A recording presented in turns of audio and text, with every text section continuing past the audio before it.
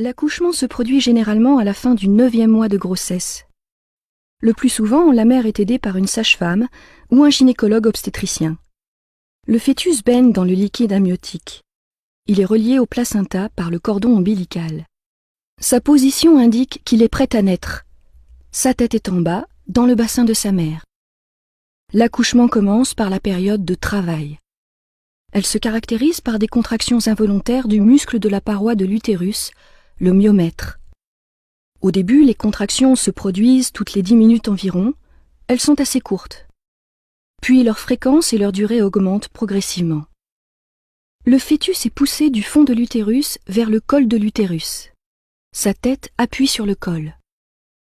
Il se produit alors ce que l'on appelle l'effacement du col de l'utérus. La tête du fœtus avance encore un peu et c'est la dilatation du col de l'utérus. Son diamètre d'ouverture est alors d'environ 10 cm. C'est généralement à ce moment que se produit la rupture de la poche des os. Le liquide amniotique s'écoule. La période de travail est terminée. Elle peut durer en moyenne 7 ou 8 heures pour un premier accouchement.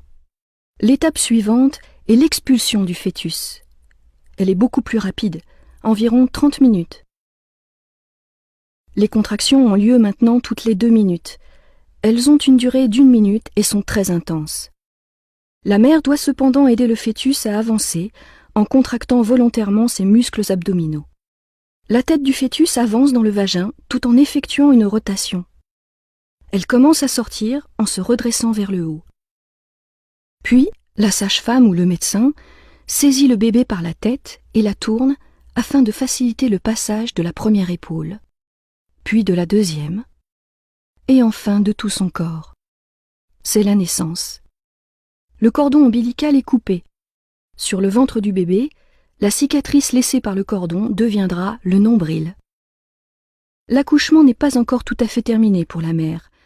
En effet, quelques minutes après l'expulsion, les contractions reprennent. C'est l'étape de la délivrance. Aidée par le médecin, la mère expulse le placenta.